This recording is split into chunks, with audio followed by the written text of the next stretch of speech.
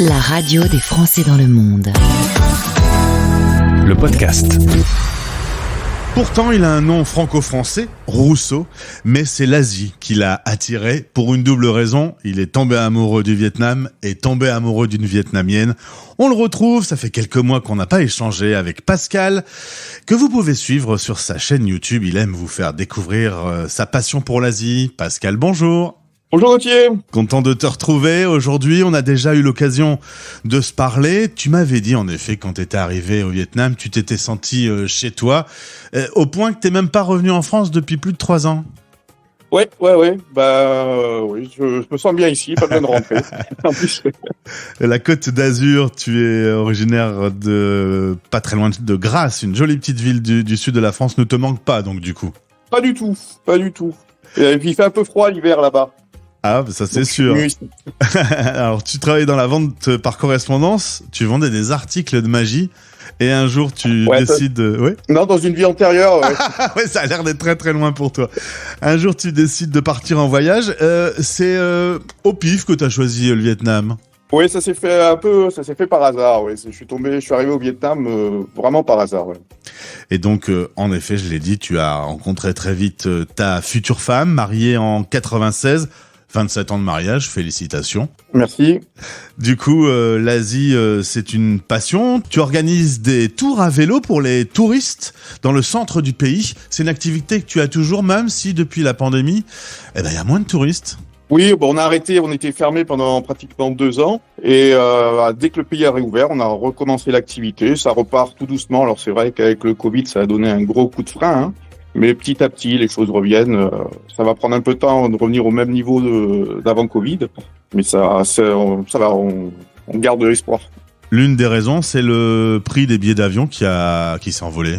Oui, je pense que c'est une des raisons qui fait que ça met un peu de temps à revenir. Les billets d'avion coûtent relativement cher maintenant pour venir au Vietnam. Mais le pays est en train d'essayer justement de compenser en faisant une nouvelle politique pour les visas, pour les Français et pour beaucoup de pays européens, pour rendre l'accès plus facile au visa. Du coup, c'est gratuit. Maintenant, on a le visa 45 jours gratuit pour venir au Vietnam. Ouais, donc il y a vraiment une volonté de faire revenir les touristes. Oui, complètement. Oui. Alors, tu profites d'être dans ce coin du monde pour te balader dans les pays aux alentours. Rappelle-nous un peu les différents pays que tu as déjà eu l'occasion de voir. Oh, il y en a quelques-uns. Il y a donc le Sri Lanka, le Cambodge, le Laos, la Thaïlande, la Birmanie, un petit voyage en Malaisie, un petit peu la Chine aussi, mais très peu encore. Voilà. Après, d'autres idées pour plus tard, mais petit à petit. Et là, tu avais eu l'occasion la dernière fois qu'on a échangé de te promener, d'aller jusqu'à Dien Bien Phu en moto. Cette fois-ci, c'est reparti pour une nouvelle aventure qui a d'ailleurs commencé de façon bof parce que tu t'es fait arrêter par un militaire. Qu'est-ce que c'est que cette histoire, Pascal ? Ouais, ça c'est arrivé hier. Le but de mon parcours, c'est d'essayer de prendre les plus petites routes possibles et d'aller dans les endroits les plus perdus possibles. C'est là où on va voir les plus beaux paysages, où on va rencontrer vraiment les gens de la campagne, le Vietnam authentique comme on peut l'imaginer. Et des fois, je vais un petit peu trop en dehors des sentiers battus. Hier, je suis passé trop près de la frontière du Laos. Et du coup, je me suis fait arrêter par un militaire qui m'a contrôlé, qui a photographié mon passeport, qui m'a pris en photo, qui a pris toutes mes informations et qui m'a ramené pendant plusieurs dizaines de kilomètres en arrière pour me ramener jusqu'à une route en me disant voilà, maintenant tu vas par là et tu reviens plus par ici, c'est interdit. Comme ça, donc, les choses sont claires. Il a été très gentil, très correct, mais il m'a bien fait comprendre qu'il fallait pas jouer et il fallait pas retenter le coup, quoi. Alors, tu es toujours au Vietnam, mais pourtant, même si tu parles pas très bien le vietnamien, quand tu changes de région, les mots parfois diffèrent. Tu arrives toujours à te faire comprendre ? Oui, alors c'est vrai que le Vietnam, il y a beaucoup même selon les provinces, on peut avoir des différences de prononciation, mais entre le nord et le sud, ça diffère quand même pas mal. Et là, dans le nord, je commence vraiment à avoir du mal à me faire comprendre et à comprendre parce qu'il y a des mots qui sont pas pareils, les intonations sont différentes. Ça devient beaucoup plus compliqué. Mais ça me permet de pratiquer l'accent du nord. Alors comment tu fais techniquement quand tu n'arrives pas à te faire comprendre ? Tu passes par l'anglais, tu passes par ton téléphone ? L'anglais, alors là, comme je vais vraiment dans les endroits perdus, c'est très rare que je tombe sur des gens qui parlent anglais. Google aide beaucoup. Enfin, beaucoup. Oui, aide beaucoup, oui, quand même. Ouais. Alors, on peut te suivre sur ta chaîne Pascal au Vietnam, voyage, culture, histoire, exploration. En gros, ce que tu vis, toi, ce que tu découvres, toi, tu veux le faire partager au plus grand nombre. Voilà, au départ, j'étais parti comme ça, pour moi, pour me faire plaisir. Je me suis dit, pourquoi pas partager, ça peut peut-être intéresser les gens. Et donc, oui, j'essaye de... pour l'instant, j'ai pas encore publié beaucoup de vidéos sur ce voyage-là. Par contre, sur la page Facebook Pascal au Vietnam, tous les jours, je mets une série de photos qui reprend la journée qui vient de se passer. Et tu nous avec partages... l'histoire et les anecdotes qui a pu m'arriver. Et tu nous partages tes différentes aventures.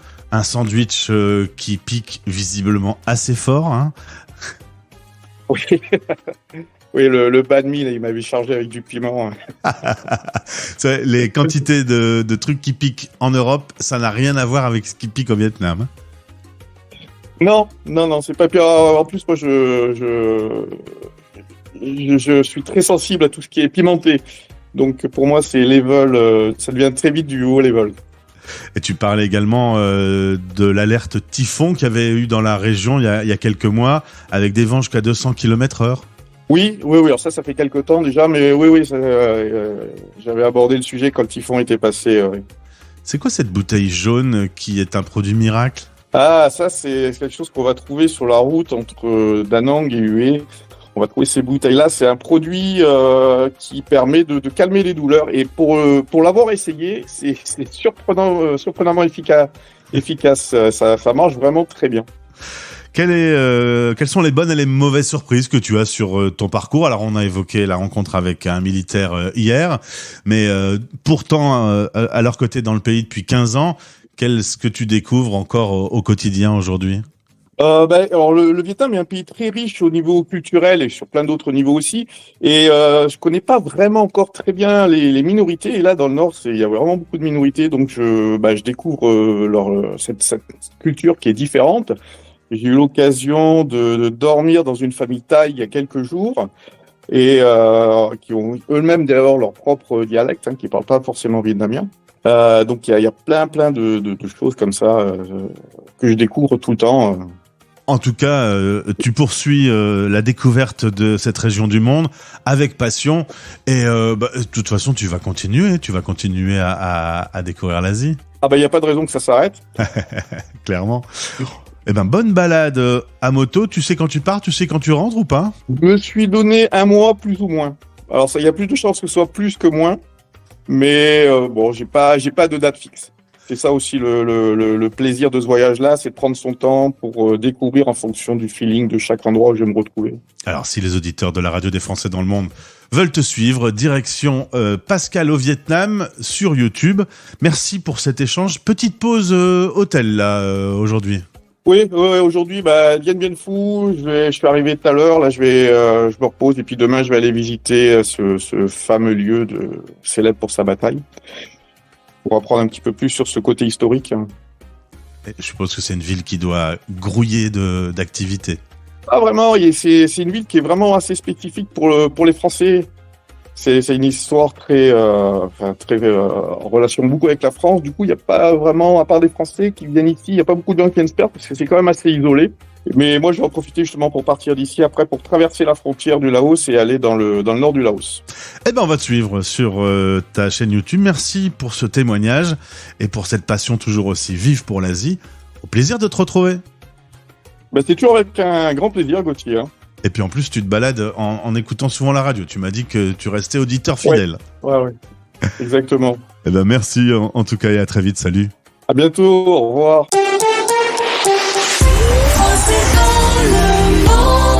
La radio des Français dans le monde.